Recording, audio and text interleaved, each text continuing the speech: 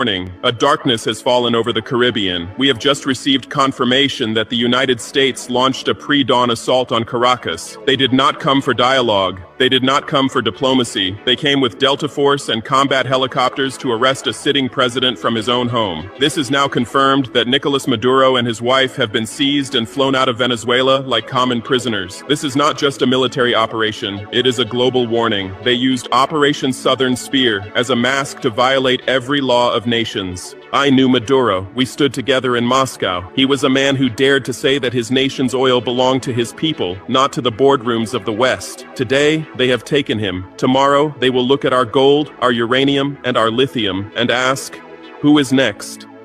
To the youth of Africa, do not be deceived by their talk of liberation. This is the return of the predator.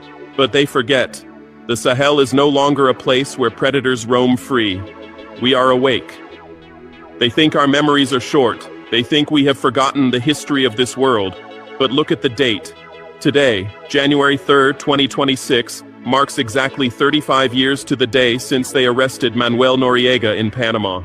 The predator has returned to the same hunting grounds, using the same excuses. They label a man a narco-terrorist to justify an invasion. They drop bombs on residential areas to protect democracy. I have seen the reports. They didn't just target military bases like Fuerte Tiuna, they hit the antennas, they cut the power, and they struck at the heart of the people's communications. This is how they operate. First, they blind you. Then, they isolate you.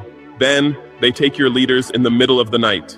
In the Sahel, we are studying these Operation Southern Spear tactics very carefully. They use drones and robotic surface vessels to monitor every move of a sovereign nation. They call it surveillance, but we know it is a rehearsal. They are practicing in the Caribbean for what they want to do in Africa. They want to turn the whole global south into a monitored zone where they can strike whenever their interests are threatened. But I tell you, we are not Panama, and this is not 1989. We have seen the script, and we have written a different ending. They tell you this is about justice. They tell you it is about narco-terrorism. But look at the timing. Just days before they sent their Delta Force into Caracas, they unleashed a final wave of sanctions on the tankers Nord Star and Della. They called them a shadow fleet. Why? Because those ships were moving the lifeblood of Venezuela, the oil that belongs to its people, without paying the imperial toll. It is an economic guillotine. When they capture a leader like Maduro, they are not just taking a man, they are taking the keys to the world's largest oil reserves. They did it to the people of Libya, and they are trying to do it to our brothers in the AES. In Niger, they froze the uranium. In Burkina Faso, they try to block our gold. I see the pattern. In 2026, the dollar is no longer a currency, it is a leash. They use their treasury department to starve a nation, and when the people are at their weakest, they send